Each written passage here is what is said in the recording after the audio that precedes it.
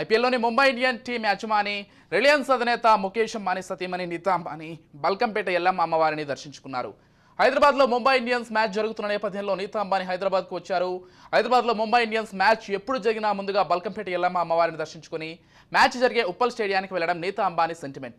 ఆలయానికి చేరుకున్న నీతా అంబానీకి ఆలయ ఈవో కుంటా నాగరాజు, చైర్మన్ కొత్తపల్లి సాయి గౌడ్లు ఘన స్వాగతం పలికారు. దాదాపు 15 నిమిషాల పాటు నీతా అంబానీ ఎల్లమ్మ అమ్మవారి సన్నిధిలో గడిపారు.